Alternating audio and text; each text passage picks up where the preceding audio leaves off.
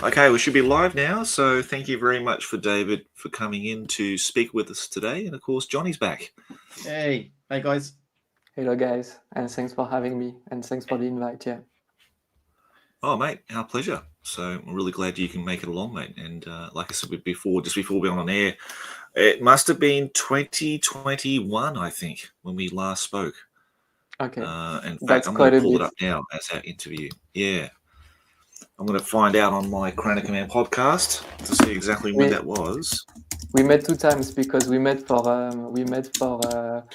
my first White Dwarf, and we met for another interview. That's right. Yeah. Yes. I remember talking to you twice. So That's true, mate. Yeah, I think we did, eh? yeah. So Let me David, how check long if I can find.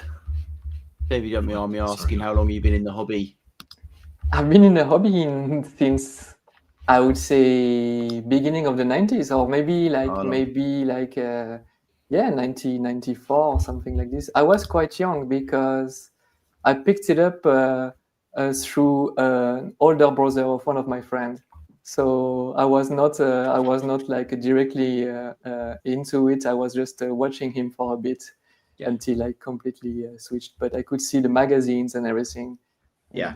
And, and we played quite a bit of Hero Quest also, but yes, I think the peak for me was when Necromunda came out, so 1995 or something like this. That's where I played the most of those games, and then Nice. I kept And did you have a break from the hobby, or did you always just keep But going? that's the thing. I can't remember exactly, but I don't think I had a huge break. I think I had a little break because I went to boarding school and I couldn't do much of the hobby there. But I picked it up quite fast again. I mean, to be honest with you, it has been with me for a while now. It's a big part of who I am also. Especially those old games. They are very close to my heart, I would say. So, but I guess we're going to be talking about Epic tonight or today. But funny enough, I was not so much into Epic at the beginning. I could see it through the White Dwarfs, but I was more into 40K, like a second edition, and Necromunda. So when I was flipping the pages, I could see some Epic miniatures, and at the time, they didn't kind of resonate with me so much. But now when I look back at it, I always had a memory of them, and now I'm looking back at the White Dwarfs from back in the days, but looking only at Epic content and not so much anymore the rest. So it's like it's cool actually that there are several games to look back at, because a White Dwarf can be an issue for something like that you were remembering fondly, but at the end of the day, when you look back at it, there is something else that now you have an interest in. So, absolutely. Yeah. Totally agree. In fact, when we last spoke, when we did our interview, I should say, it was all about second edition 40K. I can't even remember this conversation. I'll need to go back and check it out. 2020. There you go, mate. September 2020. Yeah. And eons ago. During COVID, by the sounds of things, then. Exactly. Yes, during COVID, start of COVID. Yeah. I picked up hardback on the old school stuff during COVID, like a lot of us, I guess. So. Yeah.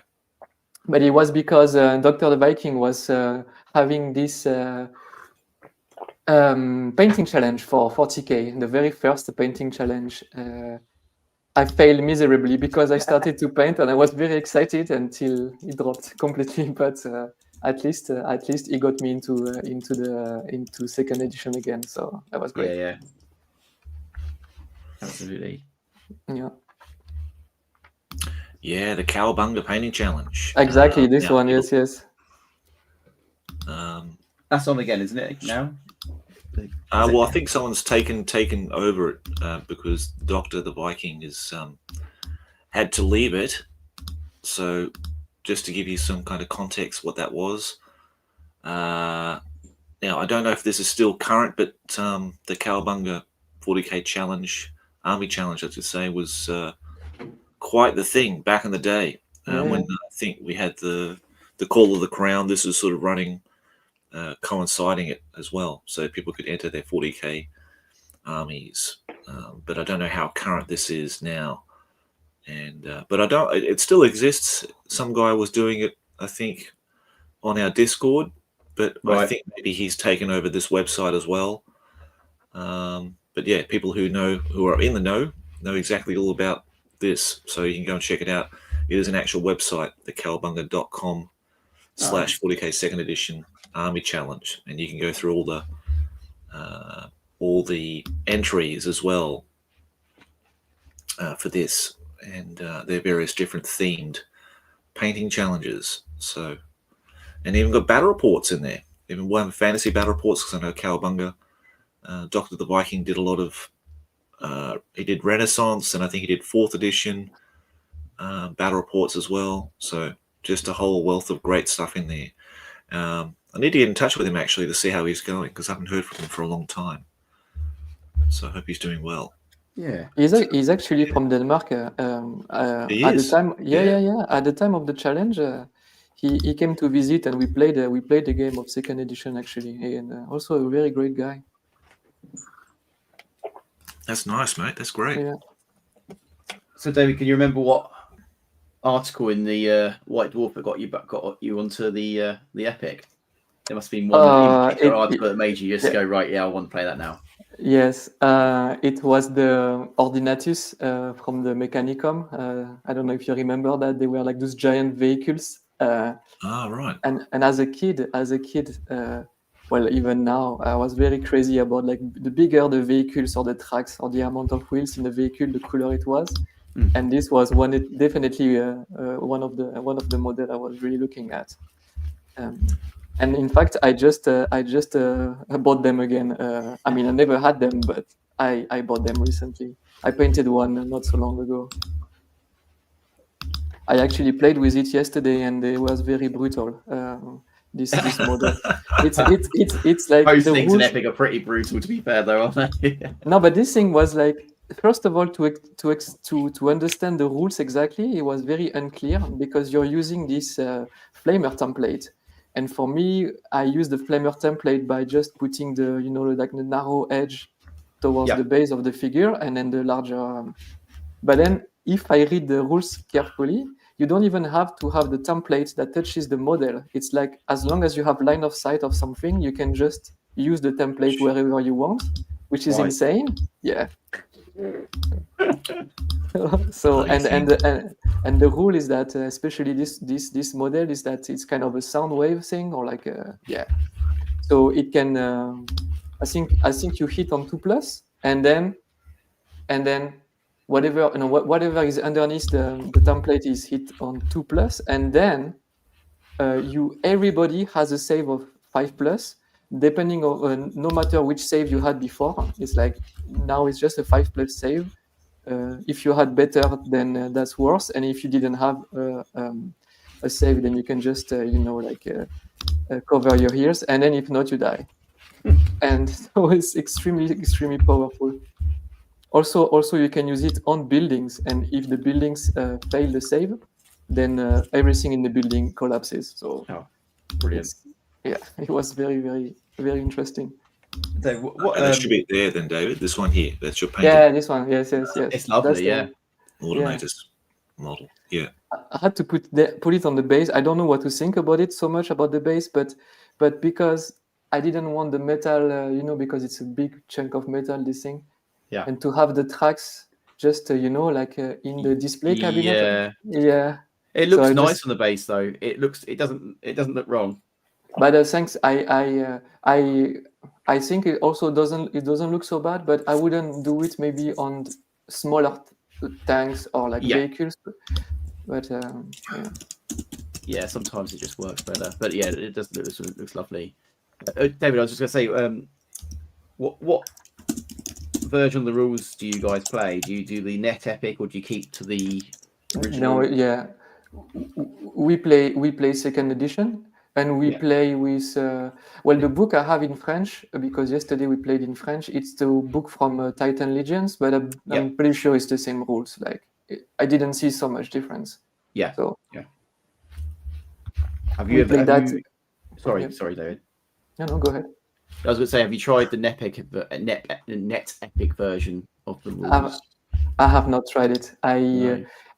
Because when I was looking at it, it was, at least to my eyes, it was a bit confusing because I mean, I don't know, but it looks like it was not. There were a lot of versions of it, or I don't know if it's again because I was looking at the French net epic something, or there are several things. So, and at the end of the day, I kind of like to stick to what we had. Also, because then you know that if it's broken anyways. The rules are not always balanced, but you know, it's your sandbox and you do what you want, and it's also forcing you to kind of not care too much. So I like this approach also. It's like, let's just play like how it was, and then if it's in balance, we just laugh about it, and that's all. So nobody's frustrated, basically. Yeah, I've not played Net Epic, but I've got a mate of mine, Marcus, in Australia, and he's organising a game of Epic for me when I get down to Australia later this month. So he's making a 4,000 point list of orcs for me, and he's taking Eldar. But he plays Net Epic rules as well, because I asked him why, and he said it's just because it's got everything, all the army lists for every faction, every thing that you can imagine, everything they made for it, it's in that rule set. So basically everything from the White Dwarfs and the Titan Legions is all into one book, or PDF, rather than having 6 different books to look at. You know. Yeah. Okay. But I think they do change a few things here and there where things are a bit ropey, or you don't understand, you know, a bit ambiguous in the rules and stuff like that. So that they did change a few bits and pieces, but essentially it's the same game. I mean, Josh, you'll play that and you'll be like, oh, okay, I know this game. It's epic. You won't play. You don't play it and go, oh, it's a completely different game at all. It's exactly the same. It's just some of the rules are sort of tidied up a little bit and stuff like that. Well, I think the only big change is that it's alternate activations. Oh yes, so you are right. Like everyone makes a big sweeping move. It's like you move one unit, the other person moves. Okay. So I'll give it a go, because you know, obviously Marcus is hosting the game, and I can't really complain too much. But I'll give it a go, so I can give my you know, at least I give my wholehearted kind of opinion about Net Epic, and see what it's like. But yeah, I'm glad he's playing, because you know, he's playing with some other local guys there, so I'm glad he's got his Epic game back on, and he's collecting like mad all the different factions and stuff. So, but he's got Orc Bombers in there, which I said to him, I've never played Orc Bombers, because I think that's a Warhammer 40 like Epic 40k thing. Yeah, it is. So. But everything else is kind of all the same. You know, he said it's the same as the other editions, so he said you'll be fine. So I said, okay. I think maybe a couple of things they got right, and I know they changed the squat, like the Colossus and the Leviathans, into actually having templates and stuff, hit location templates. Okay. So they made them more like Titans rather than just like a super heavy vehicle. So things like that. With the super heavy vehicles, they just get, if you kill them, they're gone, aren't they? Yeah. All those points disappear in one fell swoop. So this should be still sharing. I'm just going to check this. Yeah, it is still sharing. So we're going to go through David's game with Adam of Doom. That's his figures, actually. Yeah, there are his figures. Oh, look at that. Look at the banner. And, yeah, I think it's kind of homage to Motorhead. This one. Yeah. I love it. So yeah, looks brilliant. That those guys. Sorry, Dave. What's that, mate? I was about to say the trolls actually in the game we had, they were awful because of the fact that they are able to regenerate. So it's very hard to kill. Actually, it was very, very hard to kill. Well, I think they've got a 6 invulnerable save, and then they've got regeneration save, which makes them better than Minotaurs, because Minotaurs only got like a 6 invulnerable save. Yeah, so it was definitely very, very, very annoying to play against them. We laughed a lot about it, because each time they would flip, Adam would flip the figures on the side, and then we would figure out, are they still alive? But he kept regenerating them at all times. So I don't even know if I killed one at the end. Maybe I can't remember. But yeah. Yeah, they're really good. I really love trolls too, but the regeneration, but they also got stupidity. So I Yes, think if you you had to roll test. Yeah. like 1 or 2 every turn, they do something else. They just go into like first fire orders or something like that. You can't really move them much. Oh, So actually, they are actually just advancing. I think it is. They can only advanced, do like a move advance or right? something like that. Yeah, But it but didn't happen a I lot. love the figures too. The big ears on these guys, they're just wonderful, and the Yeah. pose is just awesome.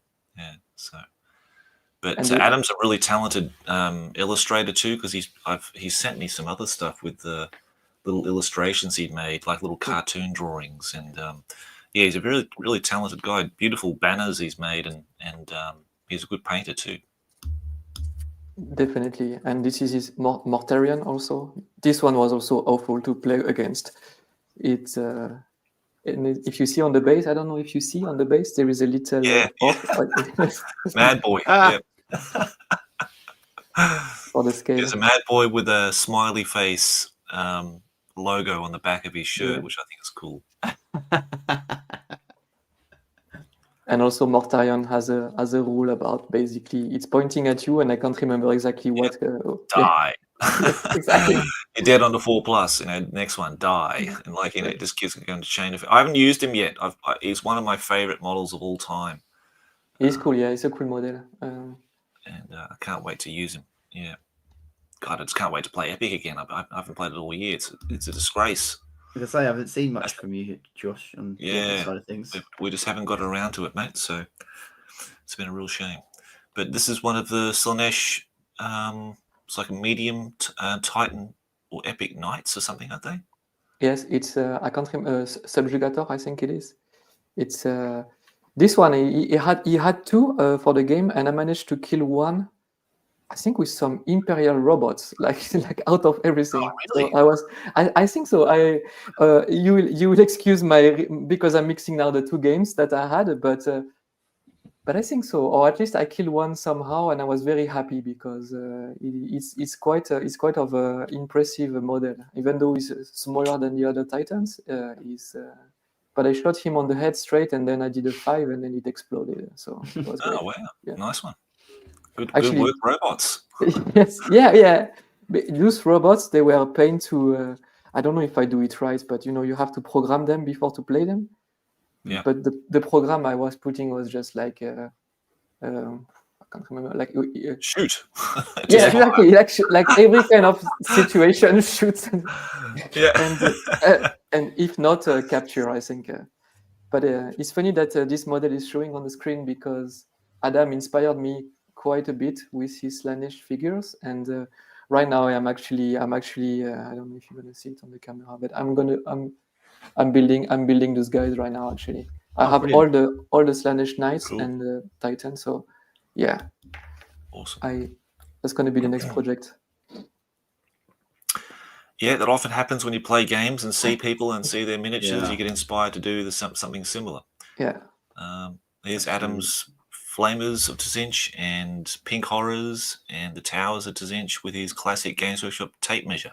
Yeah, that was the vibe of the picture I wanted to take because of the classic. He showed up with his Olden Demon T-shirt and Games Workshop cooler, so like very, very, very branded. So yeah. No, that's great, mate. I love all your photography, as you know, and we'll have a look at some. You see the cover, like the thumbnail picture of this is all David's photography, and there's a certain warmth and nostalgia about the photos too that I think David's captured in a lot of his stuff, which I really like. It's got a very like this. It looks like something out of a current sort of a trending magazine out there, but it still has that sort of nostalgic pull to it as well. This is those towers were also kind of interesting because what you see as in between, it's kind of basically they can move and they always have this in between that creates kind of a cover. So everything behind you can't see anything. Okay. But on the other hand, I remember that I killed one of the tower, and so then of course the field in between was not existing anymore. And also, as soon as you kill one tower, you get all the all the victory points for the card. So that was also, and I think it was worth quite a bit of victory points, this tower. So Yeah, they're not so good. I've read up on the towers. They're pretty fragile, and the sort of the minus to hit modifier you get through that field is not all that great. I think it's like okay, yeah. -1 or -2 or something like that to shoot something behind it. Yeah, and you kill one, and that's it. It breaks the field, and you get full victory points. So yeah, they're kind of a bit of a glass cannon, as it were. But I mean, they look cool, so it's fine. They're cool. They look cool. Yeah, Yeah, they look yeah. really cool. It's such Yeah, an I really like interesting. the look of them. Yeah. Yeah, I mean everything in Chaos is cool. I mean, Yeah. That was a funny picture. Yeah. Yeah. Simply of the We're like assaulting the building. Yeah. Yes, like the parking skills to go to the church. You know, it's like it looks like the rhino. I was placing them like this, and then I was like, "This is so funny how they are parked like in front of the church." Yeah. Yeah.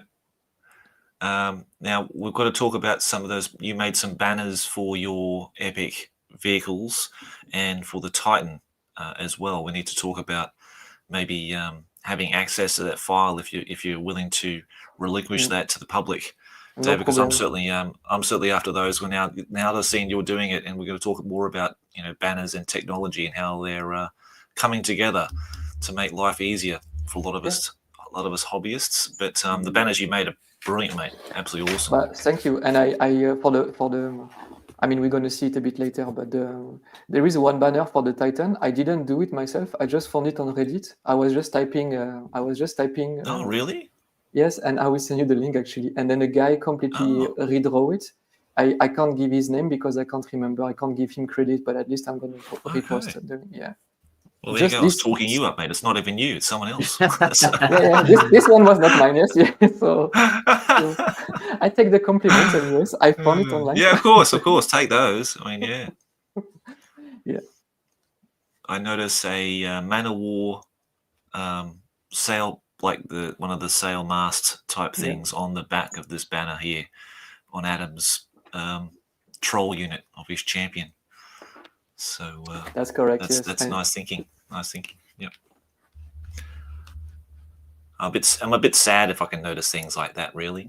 Yeah, you are, Josh. Yeah. Yeah.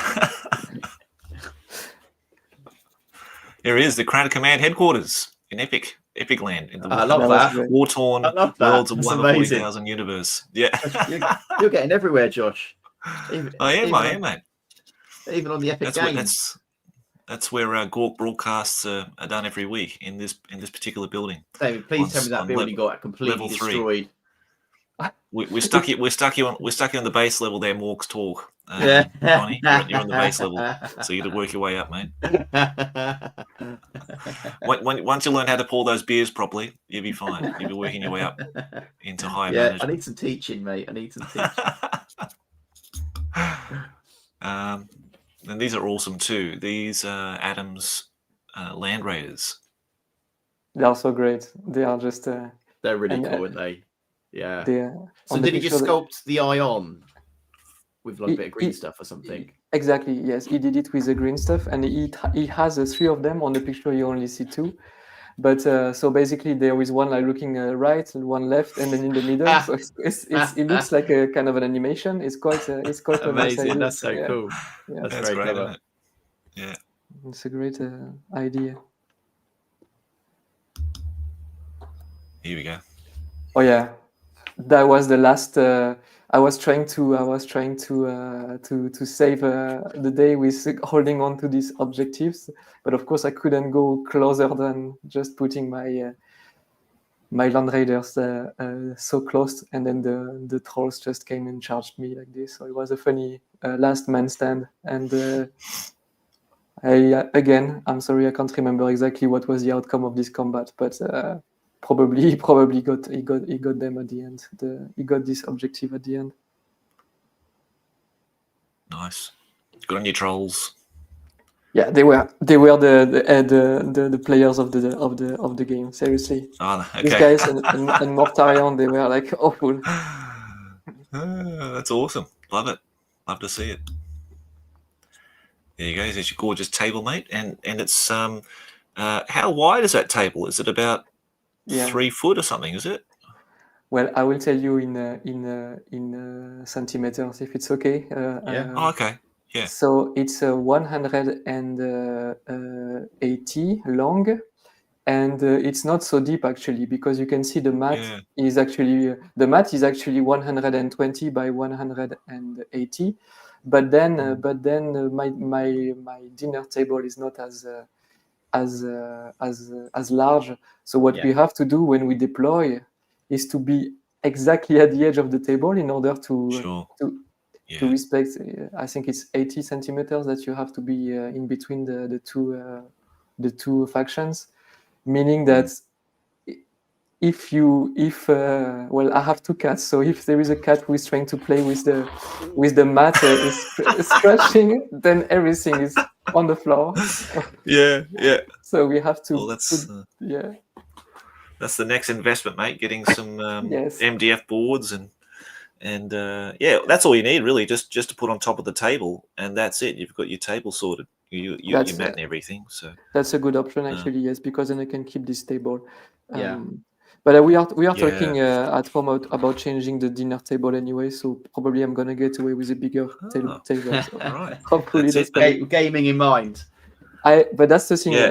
I shouldn't tell my girlfriend, but each time we talk about this table, I'm like, okay, I need to think exactly about the measurements. But she will probably want something a bit, like with a nice shape, a bit not round, but a bit like a like a round. Yes. So I'm rounded like, edges. We should keep it rectangular if it's okay. But yeah, nice one, man. There it is. This is the glorious photo. That should inspire everybody out there to get their Blood Angels or Epic stuff painted. This is David's wonderful army shot of his Blood Angels. You painted over the summer holidays, wasn't it, mate? Yeah, all of this. I'm thinking now. Yes, all of this has been painted during holidays from I guess the beginning of July, and then I went back home in France to my parents' place for summer. And then I kept painting a tiny bit every day in the morning, and but it looks great like this because there is like a nice army look to it. But it's not very, very crazy painted. It's contrast paint, dry brush, and a lot of little tricks in order to make it look good. Stealing some banners here and there, and then you're good to go. So at that scale, though, you don't have to go mad. You just have to, little bits of highlights here and there just makes it pop, and that's it. Just exactly after the dry brush, I actually came back with a bit of orange and yellow, just some touches with the brush itself, with not the dry brush, but just touching the very, very edges of the figures. And that's doing the trick. The Titan, I spend a bit more time, simply also because of the free hands, simply because I also can't figure out the checkers. Like each time I'm trying to draw a checker, I start painting a square in black, then another one in white, and then I always end up with 2 blacks or 2 whites next to each other. I don't know why, but I have a hard time to process them. No, it looks brilliant. It looks absolutely fantastic. Good, like you say, Josh, it is inspiring. It makes you think, oh, bugger, I need a Blood Angel army now. Yeah, it's sort of telling me to finish my bloody army because mine's still half painted. You've been doing yours for about 5 years, though, Josh. Yeah, yeah. It feels that long. I mean, the thing about Epic, that's one of the great things about it is that there's not an awful lot to paint because, like Blood Angels, it's just primarily red with a few sort of orangey highlights, and then you just go in with some black, Chaos Black, and Mithril Silver, and away you go. So I mean that's the beauty and appeal to Epic, I think, is that you can paint. You could really, if you had a solid weekend where there's no disturbances, nothing, no housework or family commitments or whatever, you could solidly get out a whole heap of stuff. Yeah, agreed. In a weekend. Agreed. And what I like about Epic as well is there's no pressure in making them look good because they're so small. Totally. Yes. They look amazing there. Just and like you say, it's just a bit of a dry brush. It's put a bit of metal on for the gun, but it looks fantastic. you know, and you can, and like so Josh says, you can crack out a whole army quite quickly, and like you did, David, you over a few weeks of holiday, you know, and you get fantastic results like that. Yeah, I don't it's know. really, really inspiring. It is. I think Epic. Okay, I'm saying this right now because I'm so much into it, but I think it's such a great game. It's such. First of all, the rules. Well, first of all, painting the models is not as you're mentioning. It's not a hassle at all. Yeah. And you're gonna get a great results very fast. But also the rules actually. It's one of the first Games Workshop rule set that I only played twice, but I feel like I remember all the rules pretty much. Yeah. I don't know what it is about it, but it's so simple, so streamlined in a way. So there is something special about it for sure. I agree. It is. I think, in my opinion, it might be the best game they ever done. Yeah, I think Andy and Jervis touched on this in one of our very recent podcasts when they came to talk about Epic, and Andy learnt from Jervis not to overdo the rules or give the players too much to think about. So the actual rules for Epic are quite simple. They're pretty much covered in about 4 or 5 pages.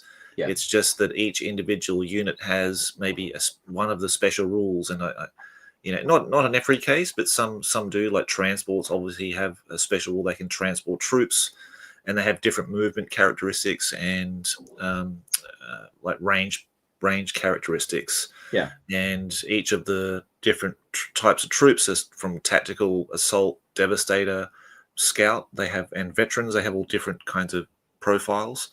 So the rules are really sort of inbuilt into each individual unit type, and then the rules itself is fairly straightforward. You're not really thinking about those so much, and you never really consult the rule book at all. It's just you're always consulting about what the unit does, how far it moves, what's its range and its weapons, that kind of thing. Which is a stark contrast to playing something like Warhammer, where you're always flicking through the book on a game like that. It's kind of the opposite. It's like they don't have any special rules. It's just that, or very minimal amount, and then they have a lot of other kinds of rules, or making it more crunchier in terms of the actual gameplay. So it's kind of a flip side on that. Now it should be mentioned too, the backdrop is not a digital reproduction at all. You've actually painted that, David. No, it's actually this. The background is actually generated with AI. And then I touched it up on. Oh, you cheating bastard! I didn't paint it. I didn't paint it at all. It looks painted, but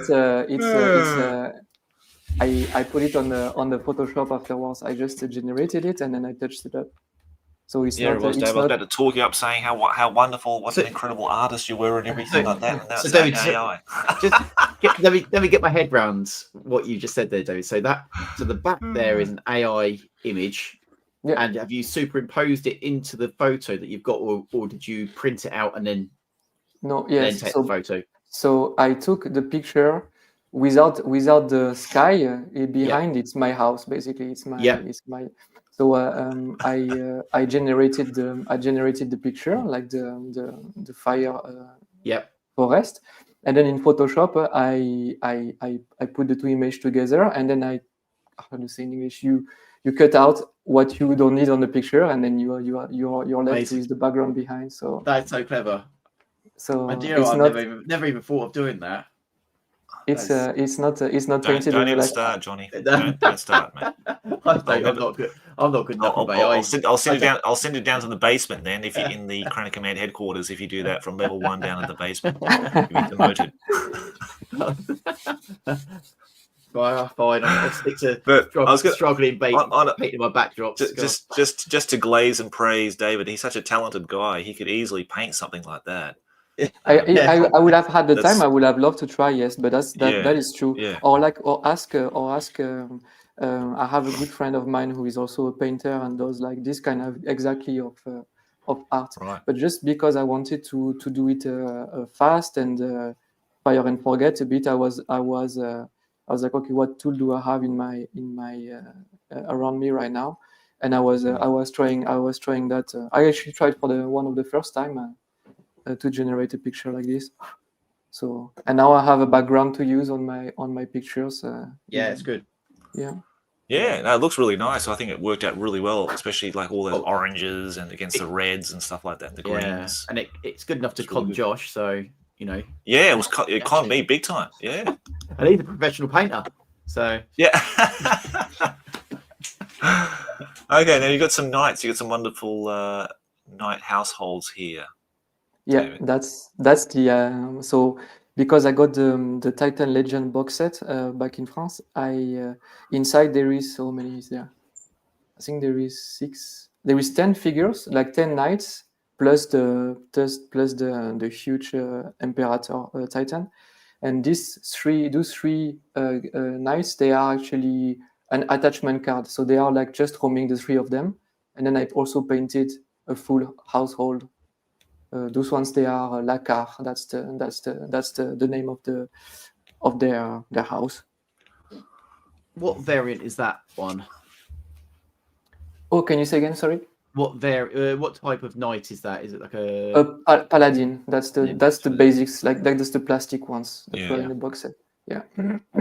They are not so crazy to paint. I mean, they are not very. There is not so many things going on, but they have this charm of monopose figures. You know, it's almost like your classic Space Marine monopose, but as a Titan, as a knight. So yeah. You've got the Imperator Titan in the background there, mate, which looked beautiful when you painted that. Yeah. I will have to finish it. It's not done yet. That's why I put it in the background, right. and I put okay. Because mate, you should have AI generated. You should have AI generated it. Yeah. This I can't. I'm sorry. I promise you, it's real. Is anything that was real? I don't know, Dad. I don't know if I can trust you anymore. I don't know if I can trust you. I think you have to go visit Johnny in the basement for a while and think about what you've done. I got demoted. No, these are good. Of course, I've been watching you paint all this stuff through our Patreon Paint and Chat channel. So it's been really nice to see this evolve over the summer. And yeah, mate. No, hats off to you because you've actually done it. You know, you've succeeded in painting a beautiful army that you're now playing. That's the whole premise of why we're doing this crazy hobby. You know, we're actually painting stuff to meet people, to play games and enjoy our toys. You know, and I am actually looking forward to play again. Yesterday we played again, and I was asking my friend, can we play next weekend again? Because I got so much into it. Seriously, yeah. Nice, mate. That's great. So these are a good showcase of not only the Titan, the Warlord Titan you got here, but the banner that you printed off from this guy from Reddit. So yes, praise him for that. I will find you the link. I placed it. I mean, I printed it at work, so we have like a nice sticker paper where we can print on. So it looks like the old school banners where they were actually able to fold and to glue on themselves. So it's a bit shiny. Paint it, or was it already coloured? No, it was colored. It was already colored. Okay. The small ones, I made them myself. The little ones on the and I just basically found the logo online of the Blood Angels, and then there is also like this teardrop with the wings, and I just made them in repainted them in Photoshop. But nice. Cool. Yeah. Nice. Awesome. Here we go. Is this one of the spells that he used? This is a bad memory. This is this picture. This picture. I think I lost my camera. So. Is this the Plague Marine? Yes. Is this the Death Guard special attack? It's the how do you call it? I can't remember how you call it now. It's something corruption, like I don't know, like it's because actually who's doing this then? Because he doesn't have mages. It must be the Death Guard. Yes, it is. It is like a spell from. It's one of his chaos reward was able to do this, if I'm not mistaken, or Oh, something. right. Okay, that's what it was. Okay. It's like a Nurgle something, Yeah. and basically everything that was underneath the template was Yeah. stuck without doing able to do anything. So that was quite All right. annoying. Oh.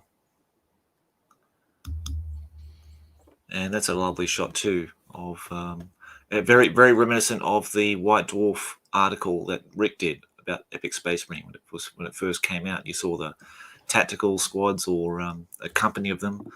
But yeah, that's really nice photography, mate, and set up there. That was the game from yesterday. Actually, it was.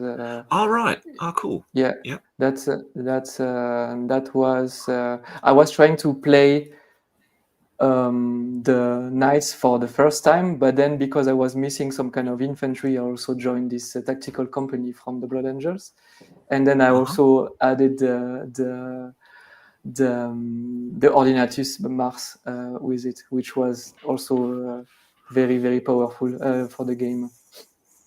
Yeah. I bet. Yeah, it's like a little mini Titan. That one.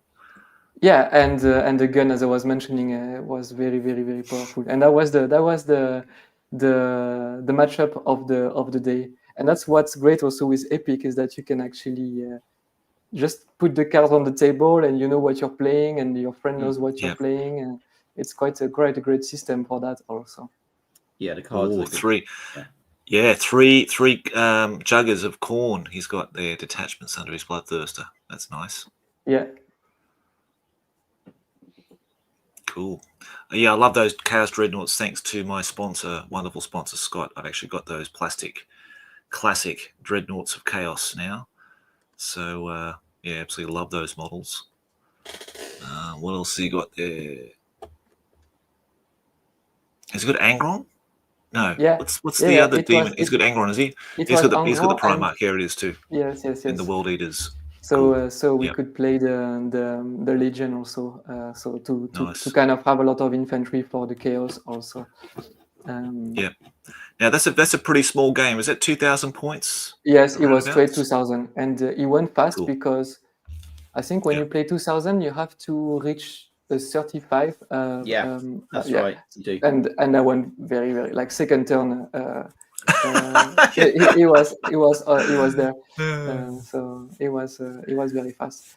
But I think it still works as a. I mean, we had fun, but yes, he went much faster than the last game with Adam for sure. Yeah, I think with Chaos you need, because that was my problem too. I've got a lot of infantry and no sort of support weapons. There's nothing on first fire, so you need cannons of corn, and you need other kind of field artillery just to suppress and keep back, and to knock out other big shooty things on the other side, because that's unfortunately what Chaos lacks. It's just like this big rambling mob of guys coming across the tabletop getting shot up big time. That's what I experienced. You need big support. Yeah, it was not fire very support with these guys. And so I was playing chaos on this game, and actually I was quite scared of losing my greater demons, but so they were quite. I mean, they were not moving so fast. But I mean, I realized that they had a 2+ save, so, and also they had the cards in order to kind of avoid being shot.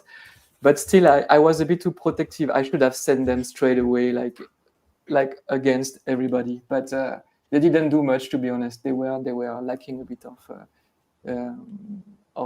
power. They didn't go in any hand-to-hand combat. So that was a bit sad. That's when you should really utilize the very narrow table you have, and you just say to your opponent, "Yeah, these guys actually set up like normal, and you'll be into close combat in no time. You know, the first charge." Yeah, that is true. So, yeah. Oh, that's lovely, isn't it? Yeah, that's a really nice photograph there of your chaos.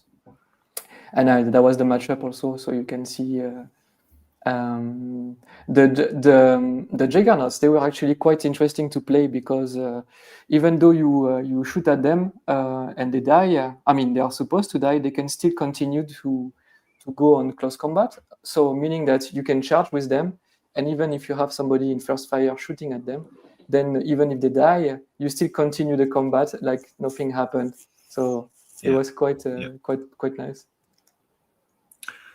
Yes, and I actually painted a skull on each side of those banners. I hope you've done the same, David. I hope you haven't AI generated the skulls on the back of those back banners for the juggernauts, mate. No, don't. There is no No skulls. AI on this. Oh, no I skulls thought for you the were. skull god. I thought you were talking about the skulls. Do you know what the skulls are as the scenery behind? Because that's also funny. Oh Like yeah, I those, really love yeah, those too. They're great. Yeah. they What are are they, cheap. mate? They are cheap Halloween, like toys for kids. Or like it was a right. bag of skulls that I could buy from the local shop. Yeah. And they were on discount because it was not Halloween anymore, and I was like, okay, I'm gonna use that for sure. But Yeah, nice idea. Yeah, Yeah. love it. Very Great. bad plastic to paint, but Yeah. eventually turned out good.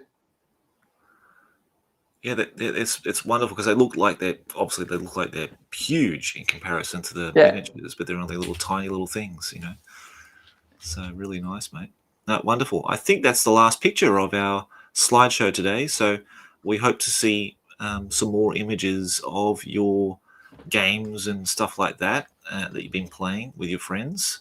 So for people who want to keep in touch with what David's doing, I'd highly suggest, well, in the video description, you'll see links to David's websites and stuff that he has there, social media outlets and what have you.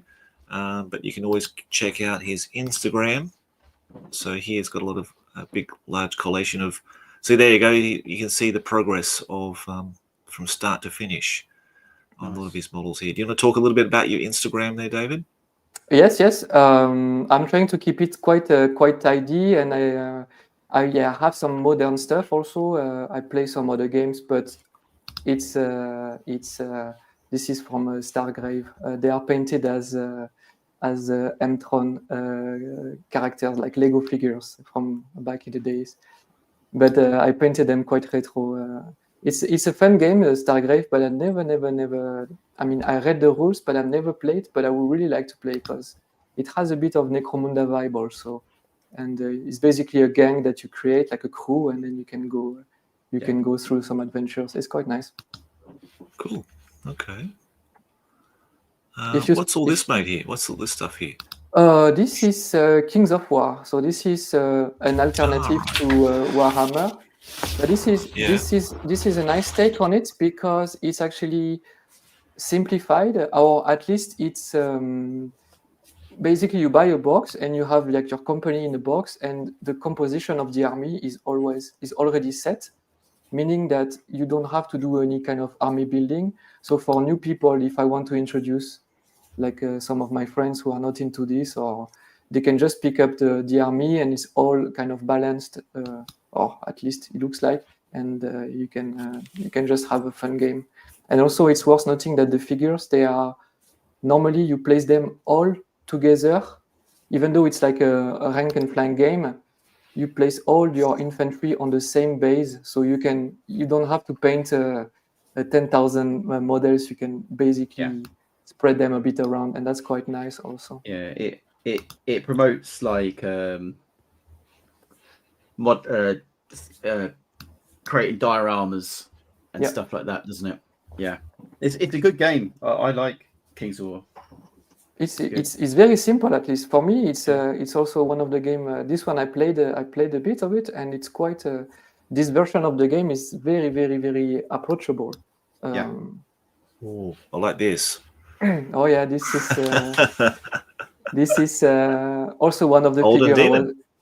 I tried to I sent an entry. I didn't make it to anything, but I'm still very happy that I managed to paint this guy because now I have it on my 4th edition army.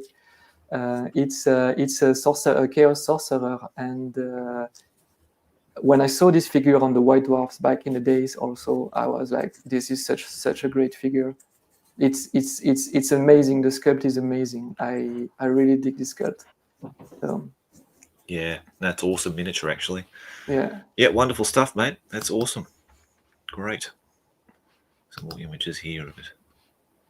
With the little flames, I took a bit of time to paint all those flames. It was quite Yeah. intense. Yeah. Lovely. Yeah. Yeah, great really stuff, nice. mate. Oh yeah, I love all this, and I think were they these weren't the photos we talked about in our interview, because this is not so long ago, I think. Yes, the beginning. I started this Was it the beginning? project. So Yeah. basically, this project started long ago when I got into Space Crusade again, and I painted Right. some. Like 5 of the Chaos guys that were in the box. I don't think there were more than that. But then I really wanted to make a second edition army with all the Space Crusade figures, and more even with all the monopose plastic figures I could find from this era. So I'm using this. This is from HeroQuest. That's the gargoyle, I guess, also in English. But I use it as a bloodthruster. So Nice. because when you look at the metal bloodthruster from back in the days, it's actually very similar in terms of the sculpt. Yeah.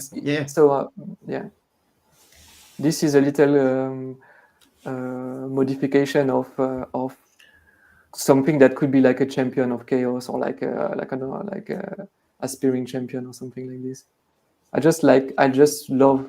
Basically, my take on the Space Crusade figures is that it contains the best chaos plastic figures ever. Like seriously, they do. They are amazing. Yep. Yeah, I love those as well. They're awesome. And this dude, the dude. Sorry. No, it was. I made. It was a previous picture, but I made a Chaos Lord made out of a plastic librarian. This guy, yes, that's right. Yeah, yes. It's also having like a little homemade claw with like Space Crusade beads and Flamer beads and whatever I could find. But I'm trying with this project. I'm trying to do like I would have done with when I was a kid, like basically with what I have laying around, So probably I would have just had like Space Crusade figures and bits of toys, and in my head I was trying to do that already. It was not looking as nice as this, I guess, but that's the philosophy behind this project. It's like those things, they are just toys, so let's make it fun and just hack stuff together, and so I really enjoyed that. Yeah, good, mate. That's nice. I loved all these photos you did here of your Space Crusade, Chaos Space Marines and the Dreadnought. All together with the terrain. Just looks so lovely with the blue background and everything. And the little cactus plants made Yeah. during like the classic foam balls, and and actually really nice. Sorry. No worries. I got a bit excited. I wanted to talk about the Chaos Androids because that's also like awesome. Like, don't talk to me about Necrons. I don't care. I just want Chaos Androids. Yeah, me too. They're the best version. Look at them. Yeah, they're awesome. And also, when I think back at it, those figures from Space Crusades, they are the same than the Epic figures. When you look at I was going to say they were an Epic, weren't they? Androids. They were, yes. I don't have any. Sadly, I don't have any. But they were, and also the Chaos Dreadnought from Space Crusade is the one portrayed in Epic also. That's right. Which is amazing. Right. Yeah, I love that. Yeah, I love that design. It's so cool. And the other one, of course, the Perry one for Rogue Trader, that early Chaos Dreadnought. I love that. It's just so cool. But yeah, here it is. Here. This is my. Do you know what he reminds me of? That one, the robot from RoboCop. Yes. Yeah. It's a total rip-off of this one for sure. Yes. Yeah. Yeah. It's those guys back in the days were very inspired by. Basically, they were fed on all those movies, and that's amazing that you could just put a lot of those influences in miniatures and not care too much about it. It's when I think about it, it's so great, and I can't remember the name of the robot in RoboCop. But yeah, What is it called? It's like I wonder if the guys in the chat will tell us if anyone knows the name of the robot that's in RoboCop 1. Chat, please, guys, go. that's a quiz. Yeah, that's the quiz for tonight. I don't No know. There is Googling. nothing to win, but No Googling. You win respect, David. You win respect. Ed 209. exactly. There you I go. had the 2 letters, but not the number for sure. Okay. You have 5 seconds to comply. Yeah, brilliant. Yeah. What a film. What a film. Yeah, that's pretty violent from what I remember watching that when I was a RoboCop. teenager. It's The intro to it or whatever when he dies is pretty Yeah, they violent. shoot his arm off, didn't they? Wasn't it R-rated? Not because I say X-rated. R-rated. That's a different kind of RoboCop. Yeah. But I think it's R-rated. I think, yeah. I don't want you watching that in the basement, Johnny. You'll be watching you, mate. Go and watch the X-rated what? RoboCop. I'm Okay? pretty sure it is. Walk. Great walk. But I'm pretty sure it Robo exists Knob, I anyway. think that might be cool. Yeah. And these are great too. The Goliath guys with their lovely nipples and facial expressions, and some conversion work too here, right, mate? Yes, that's the monopose plastic Goliaths from the Necromunda box set. So that's where I started basically. I mean, not those exact figures, but like my Necromunda journey. And I started with the Goliaths also. And so this project has been inspired by. It's a funny thing because in the Necromunda box set back in the days, you had the rule book, you had also kind of the lore book / campaign, but you also had a little leaflet with how to paint your figures. And one person from the studio has made a conversion of this monopose plastic Goliath, but also with some other metal bits. And as a kid, I was just like, this is so cool. So that's what inspired me for this project, to kind of use what I have in terms of monopose bodies and elements in the bits box and try to make a lot of things out of it. So even some of those figures, the torso, not on this specific picture, but maybe you will see later, the torso has been cut and you can twist it. I twisted the legs also to give more poses. Right. I also, this is my favorite gang in Necromunda, especially because it's plastic monopose. What are they called? What's their gang name? Goliaths. Right. There is one that's very, very modern. This is from Kings of War also. Ah, right. Some kind of Little construct or goblin riding something. yeah. But yeah, you sort of dabble in lots of different systems. Which one's this one again? So this is That- again. Oh, I know so the I quiz. guess it- Yeah. That's written at Gates Antares. Yes, Yeah, we do. Antares. Yeah, that's what I was going to say. Yeah. And it's actually a game that has been created by Rick Priestley, also of course the creator of 40K, and there is a vibe to it. I really like the fact that, for example, compared to 40K, and that's also what I like by playing 40K back in the days. It was very colorful, and even though they were portraying this grim, dark universe, when you were looking at the figures, they were just like candy or toys. You know, it was very colorful. Yeah. And this game, Beyond the Gates of Antares, it's still like it has a serious background, but the figures, and it's a bit more optimistic, or I don't know if I can say optimistic, but there is like it's not all grim and all dark and all like sadness, and there is a twist to it that I kind of attracts me more than the grim dark stuff. I love the OSL Yeah, really lighting nice. effects you've done, and all the chipping and stuff on the armor. So there you go. So that's I said David's a very talented guy. He can paint in different styles. So this is a very different style than his sort of 90s Games Workshop paintings. So yeah, no, really outstanding paint jobs in these guys, especially, mate. Thank you, I appreciate. And this ones, if you want to check out, if somebody is interested, there is a painting tutorial on my YouTube channel. Right. I have like 2 videos Okay. or 3, but it's because I wanted to explain the process, because even though I guess it looks quite cool, it's actually the process of painting this is quite simple, like these very simple steps, and all the little mistakes, they are kind of hidden by the chipping.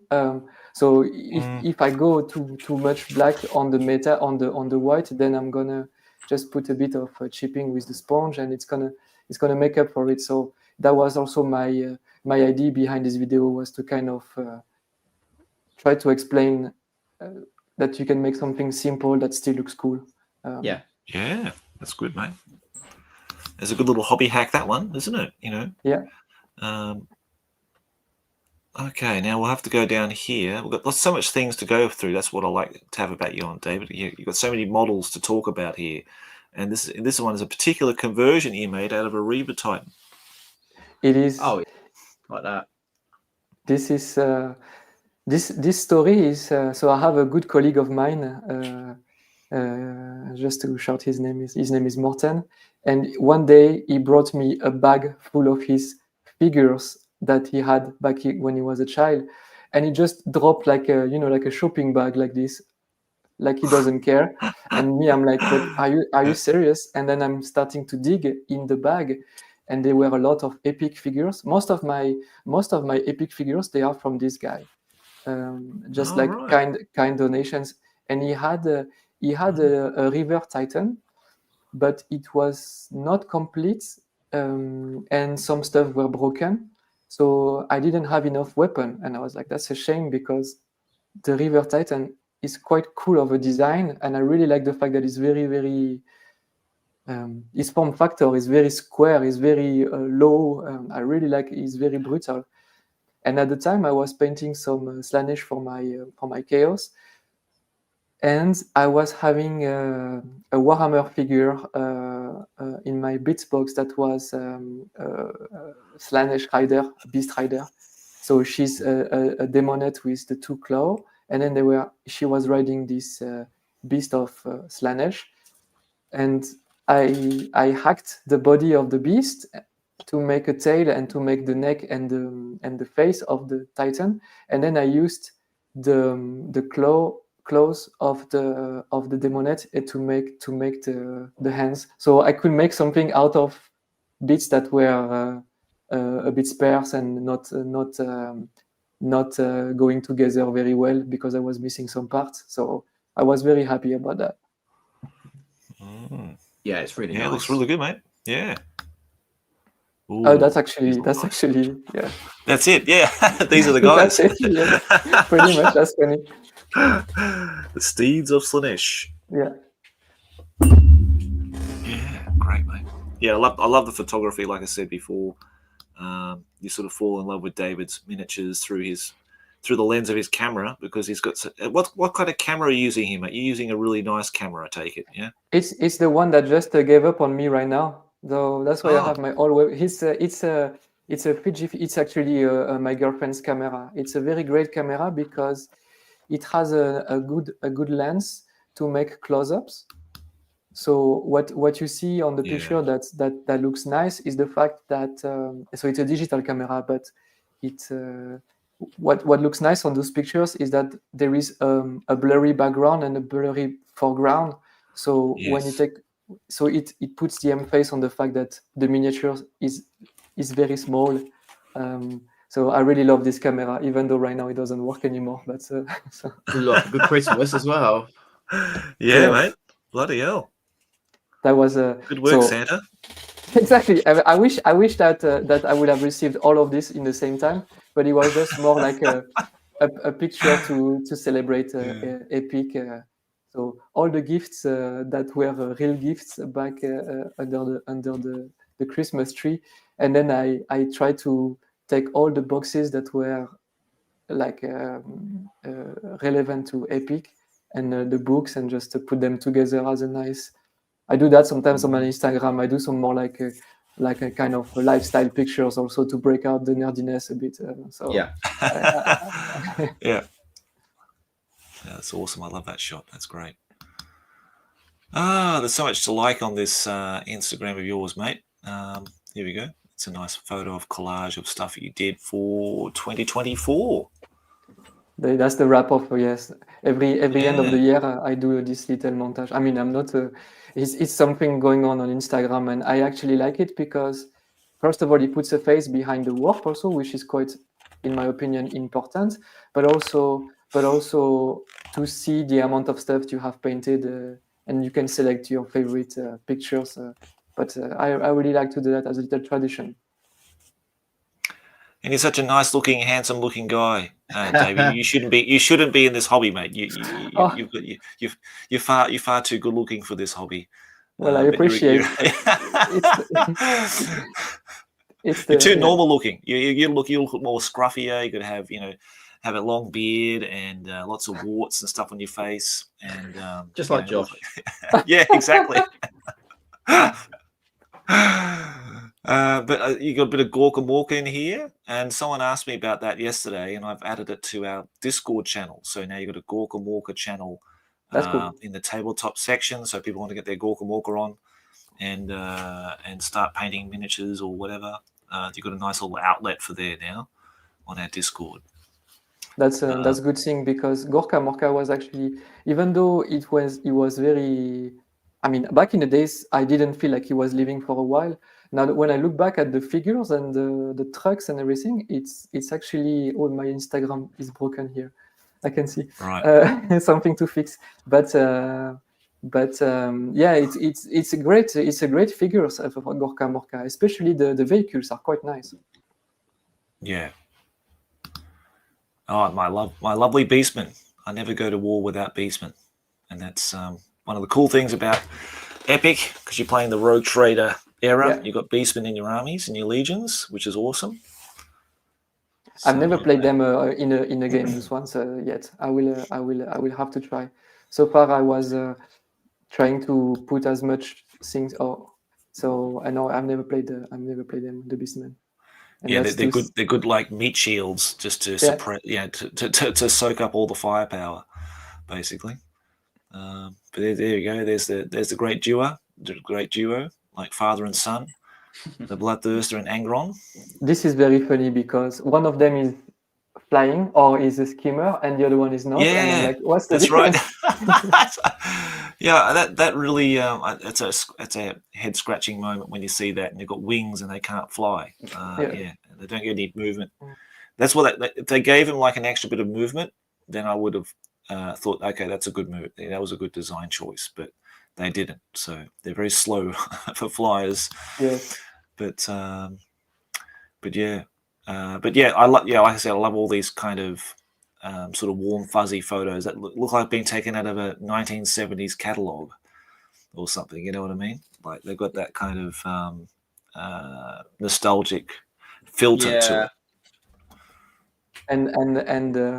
And for this, I can't explain much because this picture is taken with my phone, and I think it's because there is too much light on the picture, and because I just take it straight from the underneath the light. But then on the phone before to post the picture, I kind of make it more contrasty, and that's maybe what's giving because it's maybe overexposed and then put down back again, so maybe it's losing a bit of quality, and it's maybe what makes this kind of vibe. But there is not much to it. It's very much of a picture taken from the phone. Right. But okay. I mean, the fact of having the pots also helps to bring it back to the old school. Yeah, for sure, mate. Nice one. Oh, here's your Gorka Morka stuff here. We'll start from here.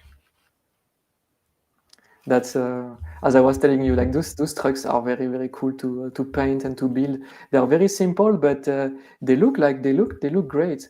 What I just did, normally the figures from Gorka Morka. Oh, this is Gork. That's Gork there. Yes, she's each time there is something going on the table, she's coming to take. But we can talk about cats forever. But this I have two cats, and this one is very much the typical cat.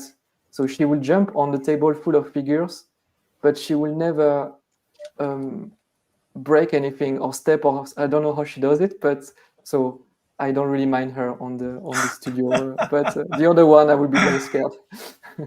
Yeah, let's see. You should name one Gorka and the other one Walker. I think of your Actually, cats yes, now. yes. Yeah.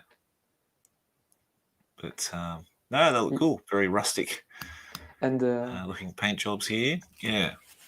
And the Gorka Morka figures, they are actually coming on a very funky base. By default, they are coming on a very, very narrow slaughter base. Yeah. And on my figures, I just put them on the round base. So they are able to stand, because if not, they would be like falling. I think it was because to put as many figures as possible on the truck, so they will be on the truck bed like that.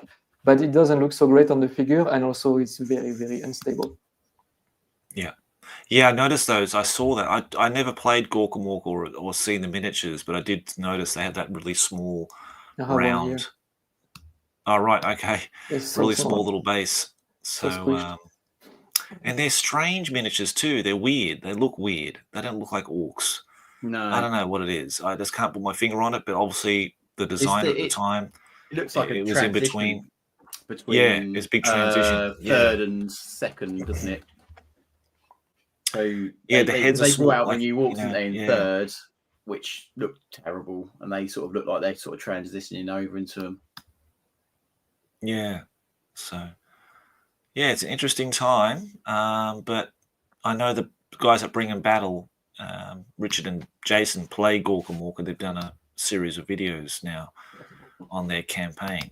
So, yeah, it's been interesting to watch them do all of that. These are pretty cool too. Can you talk about what these are? Yes, this is a miniature game called Boat War. Made by a guy in Australia, actually. Josh is yes, and he's doing this in his shed. There is a full story about it. I don't exactly know, but he's basically spinning his miniatures himself, and it's basically he's inspired by, as you can see, Transformers. Even though I don't know how he can pull this off, because it's some of the models are very close to Transformers, but also he has a range of figures. Basically, what I'm doing right now is to recommend checking him out, because it's quite cool. If you're into 80s cartoons and stuff, he has a lot of figures inspired by, Mask, G.I. Joe, all those cartoons, and so I because they are robots and I really love robots, I got into this game. Also because they are quite, again, the same story. They are quite fun to paint. They are not very, it's like 80s cartoon, colorful stuff. There is no harm. Even though they look very mean, they can still be quite colorful. Yeah. Okay. Well, I think I have a pack here, so I'll have to send one on to you, mate, because I got sent some samples from him a while back. So it's got one on my shelf here. I'll have to send it over to you, mate, so you can paint it up. That's very sweet. But but very nice paint jobs. I think you've done justice on his miniatures. I like the sort of style, the red earth basing and everything. That works really nice on them. So they've got some cool designs. I'll have to say that. Yeah, they are very cool. Apparently, it's popular in Japan too. Apparently, he said they've got players in Japan here. So I've just never seen it on the tabletop. Yeah, I think it's a small business, but I mean, for somebody who is, I guess, alone behind it, is managing to pull a lot of weight and a lot of good stuff. because I guess he's also sculpting the figures. I'm not so sure exactly of how the figures Yeah. are made, but yeah. And now you are And then- reaching. We can talk Yeah, about those ones. we're gonna talk about these guys. Yeah, Is it Warzone? That's right, this Warzone. Yeah. this is my second love after Games Workshop range of figures from the 90s. Warzone is definitely the second range I love the most. They are just amazing sculpts. I mean, maybe not this one, but most of the figures are quite characterful. They are quite they are very bold. They are very chunky. It's another take. It's another take on sci-fi. It's kind of inspired by 40K, I feel, but there is something to it that is very charming still. And the same story, you know, like those dudes like are supposed to be, I don't know what they are doing just with bare legs, you know. It's very fun. It has this how do you call this cartoon, like He-Man a bit, cartoon vibe. Yeah, so the sword and sorcery mixed with 40K kind of thing, you know. Yeah. This I don't know, maybe Mark Copperstone designed these, I don't know, or because I think Lennon at the old Grumpy Wolf podcast on YouTube, he talked to Tim Prow recently, because Tim worked for them, you know, sculpting and painting all the sample miniatures for the box sets and stuff. So yeah, it was a pretty interesting time back then, because they had like Chronopia and Chronopia this also, Warzone from Target Games, so in competition with Games Workshop. But yeah, I think they still have a, you know, even though I've never played the game, I never bought the miniatures, apart from I think my brother bought one of the Nephilim type models that Kev Adams did. yes, all those guys, but I never really got into it. But I can see the nostalgia pull for a lot of people with these old miniatures from that time. You know what I mean? So they've still got a bit of character to them. This dude is funky. He has two machine gun on his back, but how is he not shooting himself? Like, it's very. It's just, that's also what I like. Is very quirky in a way, and also maybe some of the, what I also like with this range, and yes, you were mentioning Kev Adams and Team Pro, and even Kev White, I think, did some. Yeah. But probably also what they did is maybe giving a chance to somebody who was a bit new in the miniature design, and it's actually valuable, because there are things who are maybe a bit wonky here and there, but at the end of the day, it creates something characterful. And we have we have a company in France. I don't know if they are still making figures nowadays, but it's called Foundry, and they are a company who is it's a company who is giving a chance to new sculptors. So let's say the three of us could apply for trying to sculpt a figure, and then if it's good, they will produce it. So they are giving chance to somebody new, and I like that a lot. And I think in Warzone they were a bit of that also. Right. Okay, that's interesting. Fenril, that sounds familiar, but I don't know if they're still around. Yeah. Possibly.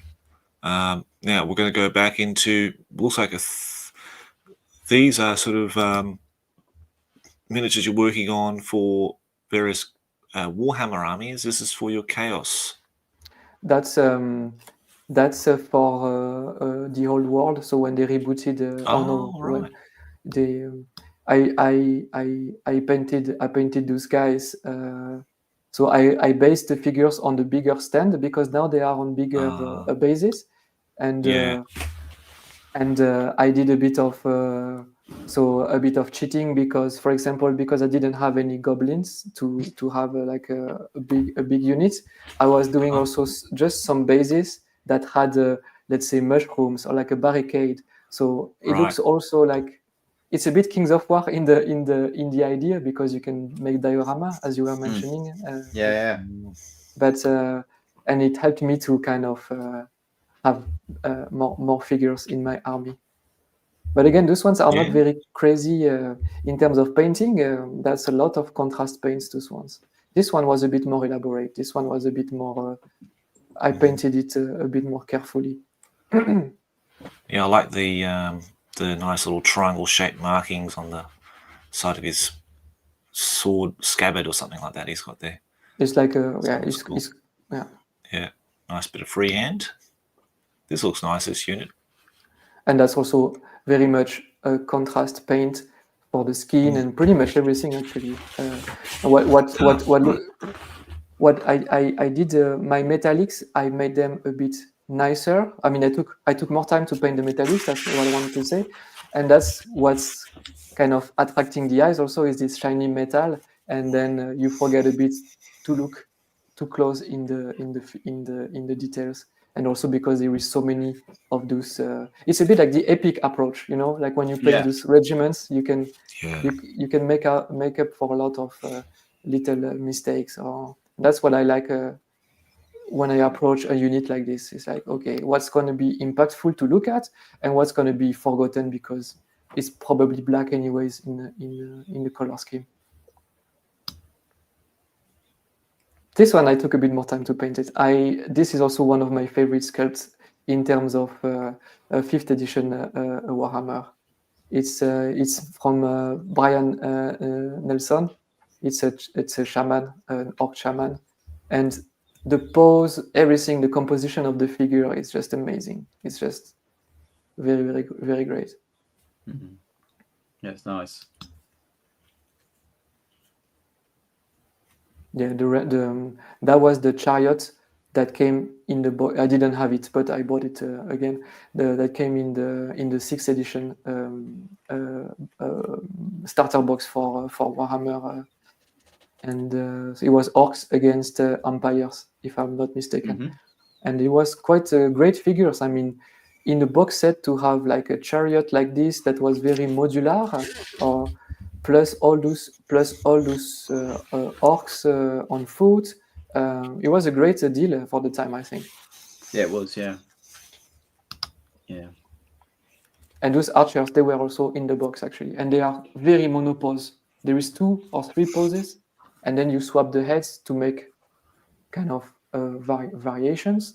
And but still very great figures. They don't look bad compared to the multi-part kit. Yeah. And this one is my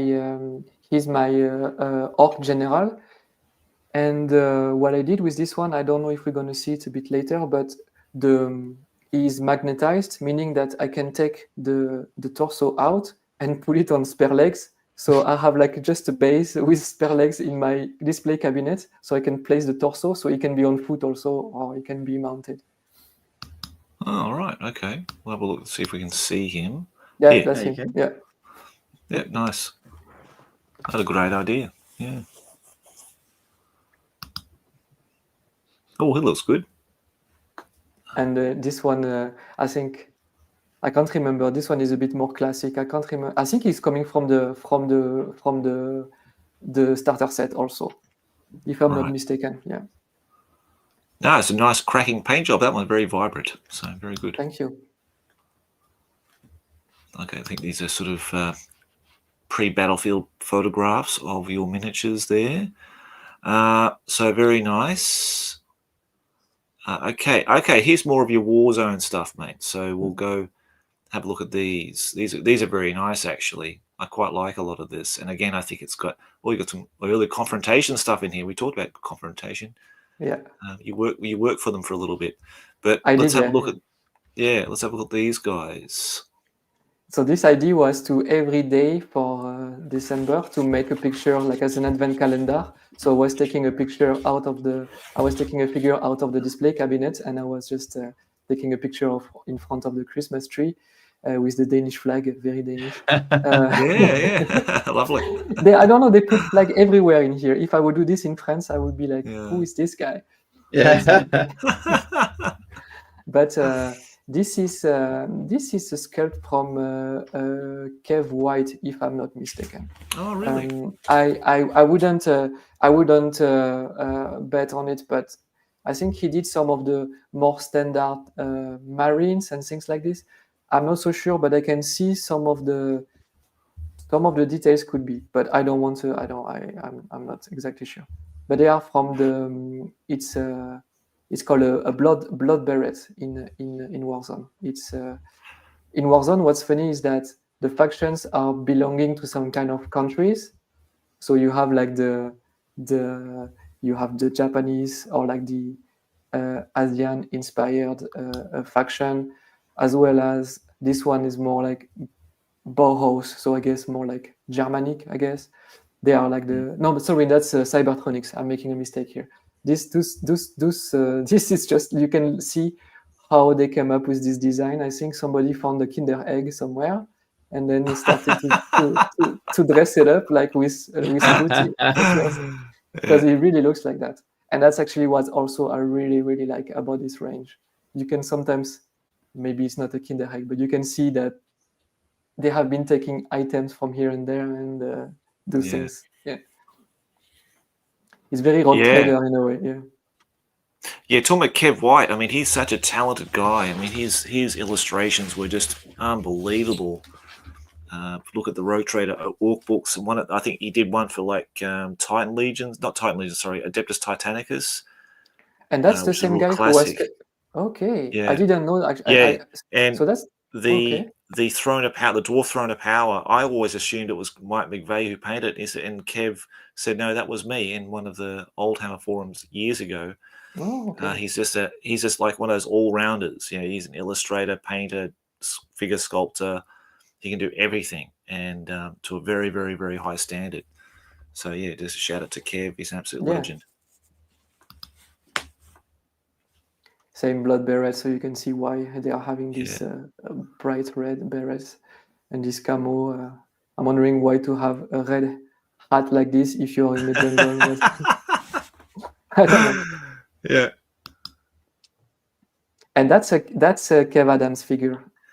Yep. Orc zombie, zombie look. It does, yes. It does look like an orc also.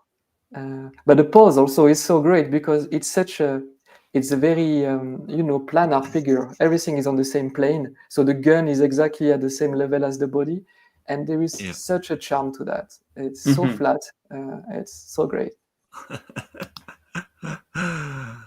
More green berets or red berets, I should say.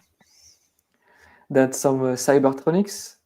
Those ones are it's the bit of the Ghost in the Shell faction. They are the cyborgs, and they are Ghost in the Shell factions from back in a bit the 80s somehow. I mean, you can on the illustrations. Most of the illustrations or the big pieces have been made by Paul Bonner, and they are amazing illustrations. I can recommend. Oh yeah, they are just so beautiful, and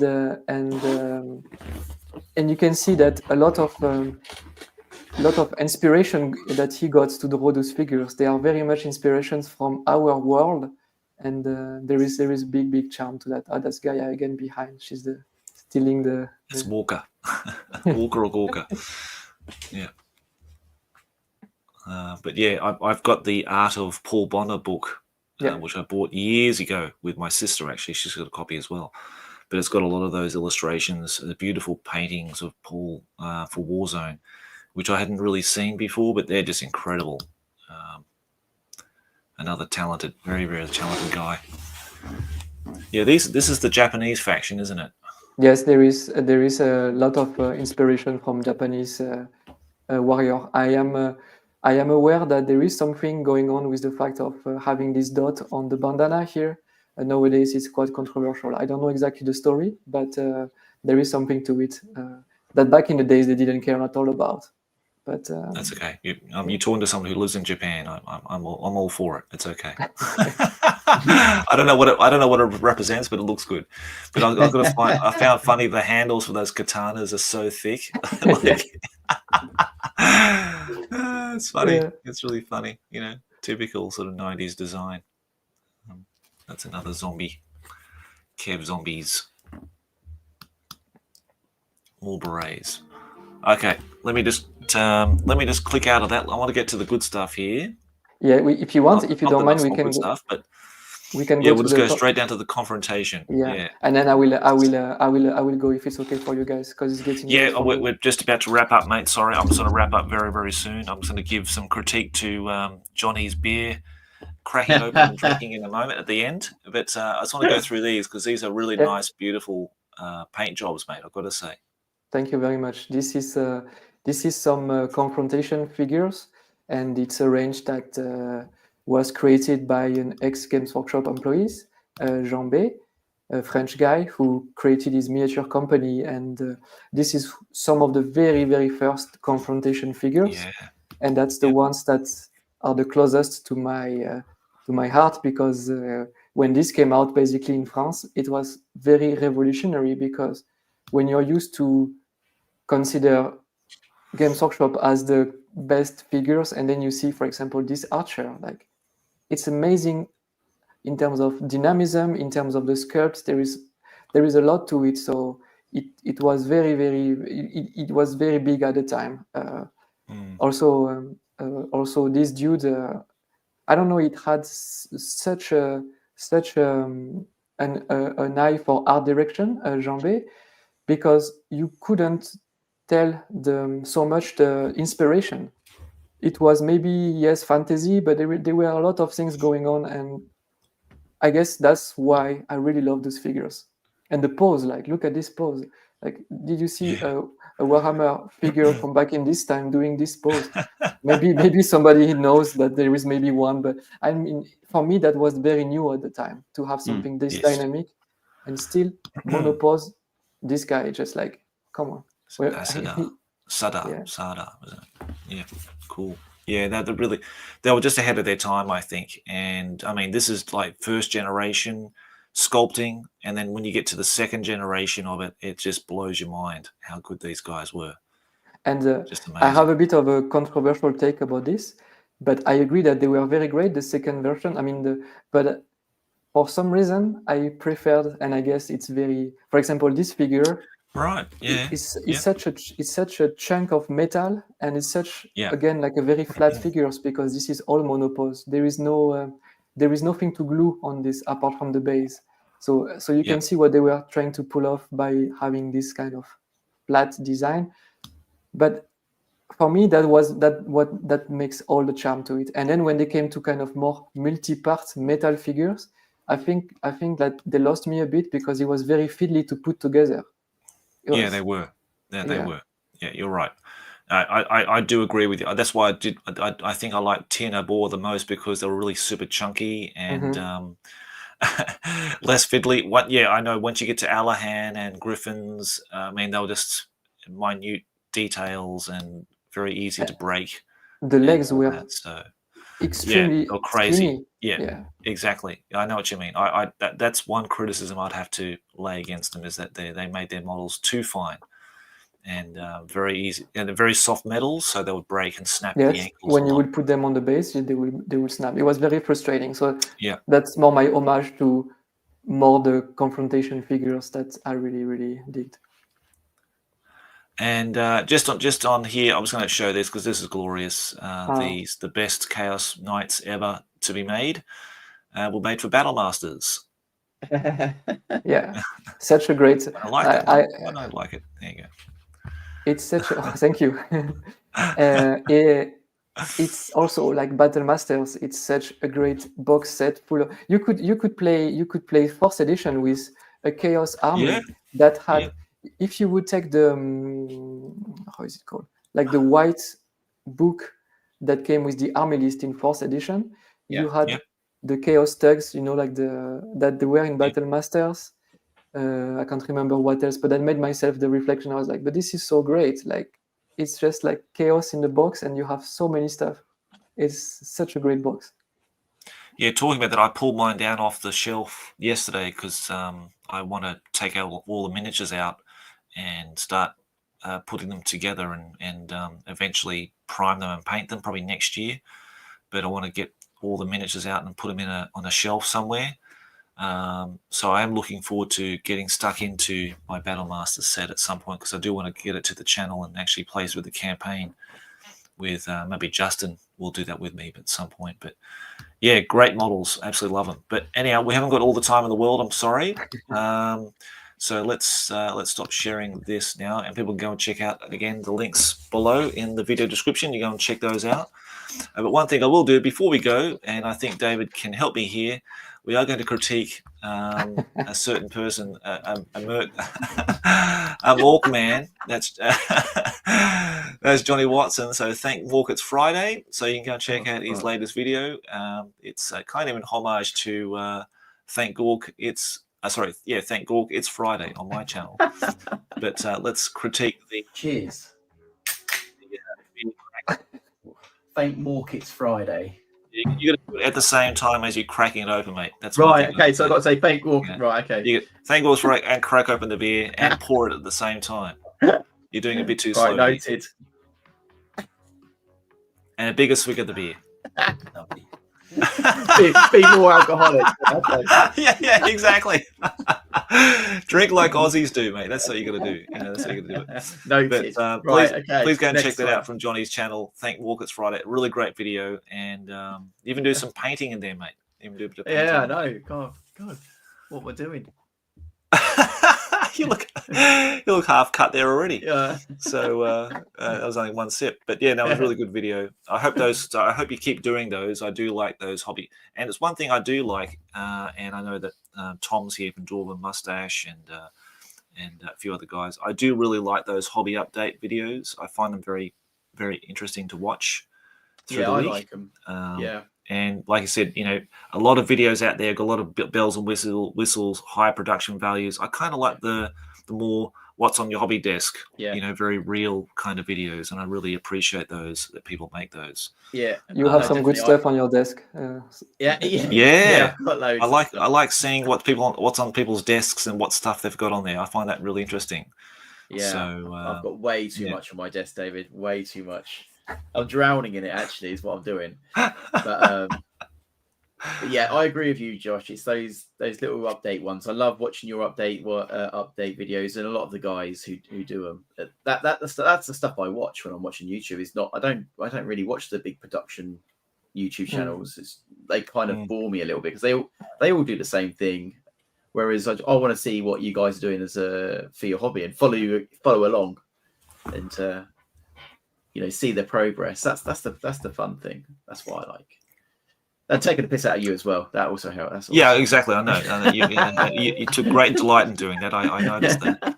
But again, video description link in the video description. I think I got that asked about. So you got the link in the video description for Johnny's channel as well. You can go and check that out. But for now, guys, we're going to have to end the stream. I really apologize. Thank you for everybody who's come along and chatted in the chat. Here today, I haven't even got to the chat. That's how busy we were with all of David's lovely, beautifully painted models. So be sure to go and check out David's social media links also in the video description. I know Richard wanted to shout out his latest battle report. That's for Epic Space Marine. I haven't got to watch it yet because I had to go to bed yesterday to get up for this stream. But go and check out Bring in Battle Wargaming and check out the latest 2nd edition pure and wholesome battle report of Eldar versus Space Wolves. I know David will be and Johnny will be really looking forward to go and seeing that. And I'm going to watch it this morning. Yeah, definitely. I haven't seen it yet either, so I need to watch that. It's on the list of things to do. And also shout out to Dale at Painting Outlaw Studios. Been watching his stuff. Again, another great channel. Just does really nice videos of hobby stuff on his workbench, that kind of thing. So go and check out his channel too. Okay, guys, look, thank you very, very much again, David. It's really nice to connect to you and talk to you in person again. I'm glad you got Epic on the kitchen table, so to speak. And I hope you and Adam can get together more and your friends and have more photos and coverage of the games you're playing. And Johnny, have a great week, mate. Enjoy those beers on those Walk Fridays. And we'll catch all you guys later. Take care. Hopefully see you next weekend. Nice to meet you, David. Thanks a lot. Nice to meet you, and thanks for the invite. And it was a pleasure. So yeah, my pleasure, mate. Our pleasure. Thanks again. See you later. Guys. Bye-bye. See you later. Bye-bye.